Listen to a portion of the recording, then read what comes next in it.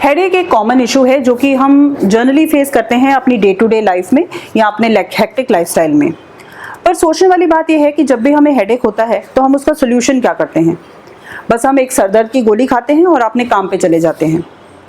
आयुर्वेद के अकॉर्डिंग ये हेडेक हमें तभी होता है जब हमारे दोषों का इम्बैलेंस होता है, यानी कि जब वात पित्त कफ इम्बैलेंस हो जाते हैं तो हम कई तरह के हेडेक्स को फेस करते हैं। और इन तीनों दोषों में से भी वात दोष मेजरली रिस्पॉन्सिबल है किसी तरह के भी हेडेक के लिए। In Ayurveda head is called the uttam anga, यानी कि हेड को प्राइम ऑर्गन कहा गया है because it occupies prime position in the body and all our indriyas, our sense organs, our pranas, our breath is located there. So it is said that it is very important to take care of our head properly and appropriately.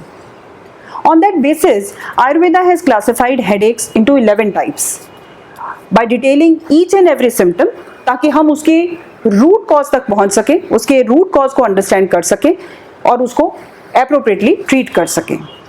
नमस्कार, मेरा नाम है doctor Ekta. I am an ayurveda doctor, a yogic lifestyle expert and a mental health counsellor. In my today's video, I'll be talking about 3 most common type of headaches and the right way to treat them. और अगर आप excited हैं मेरे इस video के लिए तो please मेरे वीडियो को शेयर करें और मेरे चैनल को सब्सक्राइब करना ना भूलें ताकि आने वाले वीडियोज़ के अपडेट्स आपको मिलते रहें। तो लेट्स गेट स्टार्टेड। सबसे पहले बात करते हैं टेंशन हेडेक की। टेंशन हेडेक जनरली हमें होता है जब हमारे आसपास किसी तरह का स्ट्रेस होता है, कोई एक्सटर्नल स्ट्रेस, एंजाइटी या डिप्रेशन होता है। जब भी ये स्ट्रेस हमारे आसपास होता है, हमारी जो बॉडी है या हमारा जो ब्रेन है, उसके जो मसल्स हैं, नर्व्स हैं, वो कॉन्ट्रैक्ट कर जाते हैं, उनका सर्कुलेशन स्लो डाउन हो जाता है और हमें सिवियर हेडेक होने लगता है। आयुर्वेद में जो टेंशन हेडेक है उसका मेन कारण पुअर लाइफस्टाइल को माना गया है। And it is said that it is very important that you should have a healthy lifestyle. By regulating your food habits, by regulating your sleep habits, by regulating your gadget using habits, by properly exercising, you should manage a good and healthy lifestyle. इसके अलावा आयुर्वेद में अभ्यंग therapy बहुत ही beneficial है किसी भी तरह के stress को रिलीज करने के लिए।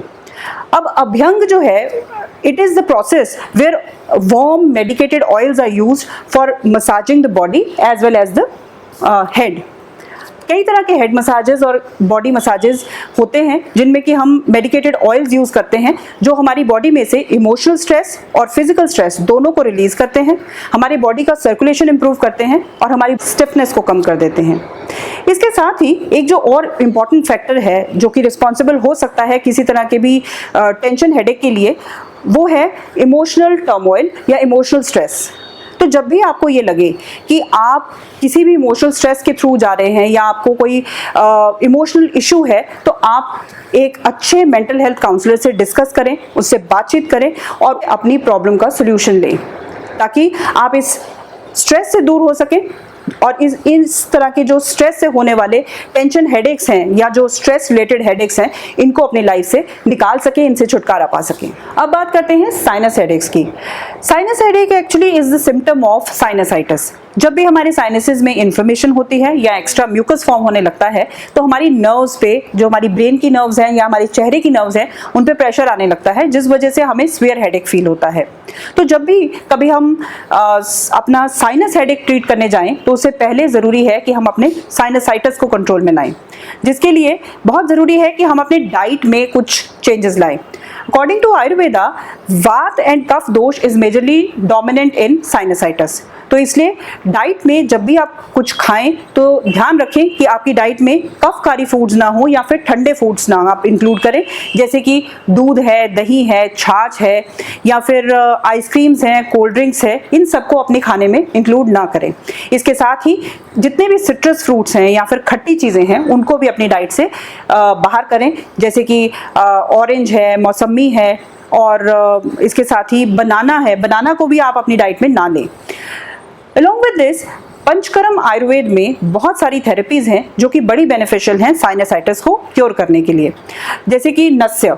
नस्य एक ऐसी थेरेपी है जिसमें कि जो मेडिकेटेड ऑयल्स हैं वो इंट्रोड्यूस किए जाते हैं हमारे नॉस्ट्रल्स में, जिससे हमारे जो नेसल पैसेजेस हैं वो तो क्लियर होते ही हैं, इसके साथ साथ जो हमारे ब्रेन की नर्व्स हैं उनको नरिशमेंट मिलती है, उनको स्ट्रेंथ मिलती है, और इस तरह के हेडेक्स जो हैं वो कम हो जाते हैं क्योंकि वहाँ पे वात दोष का भी बैलेंस हो जाता है। नस्य के साथ ही धूम्रपान भी एक ऐसी थेरेपी है जो बहुत बेनिफिशियल है साइनसाइटिस के लिए।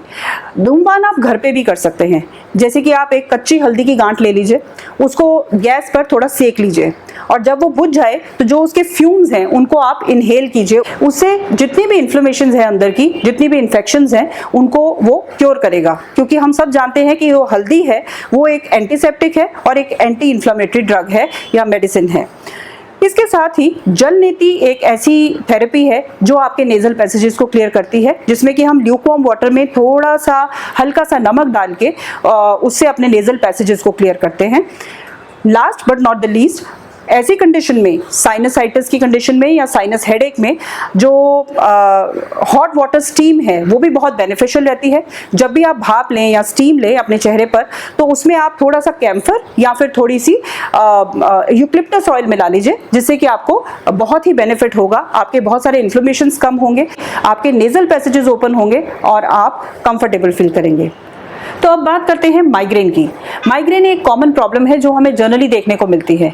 जो भी माइग्रेन के पेशेंट होते हैं वो जनरली ये कंप्लेंट करते हैं कि जब भी उन्हें माइग्रेन का अटैक होता है तो उनके सर के पीछे या उनके टेम्पल्स में या उनके आई सॉकेट्स में बहुत ही सीवियर हेडेक होता है, और इसके साथ साथ उनको वॉमिटिंग या नौसिया की फीलिंग हमेशा बनी रहती है, और उनकी सेंसिटिविटी बढ़ जाती है सनलाइट की तरफ या फिर ऊंची आवाज़ की तरफ, कि उनको बहुत ज़्यादा डिस्कम्फर्ट फील होता है जब भी वो ऊंची आवाज़ सुनते हैं या फिर वो धूप में जाते हैं।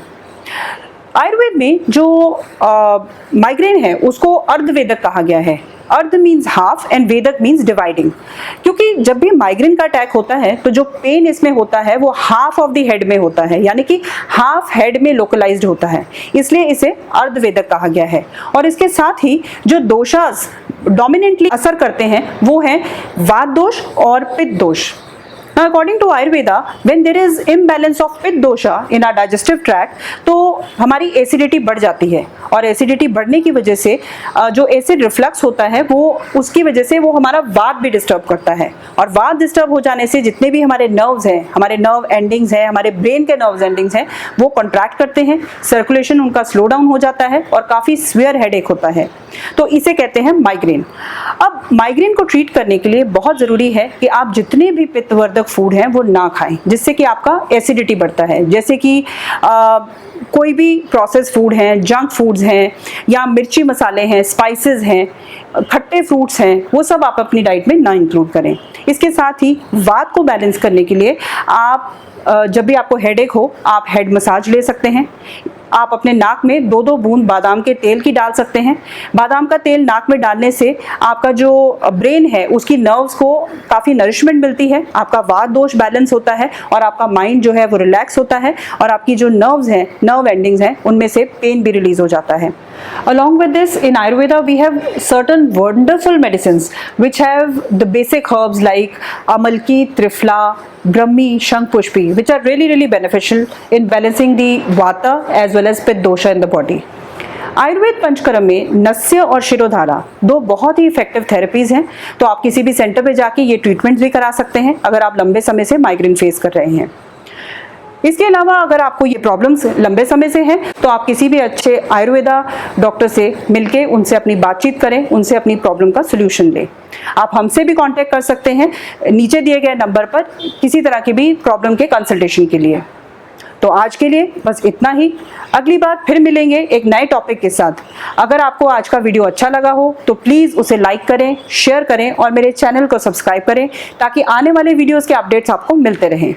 धन्यवाद।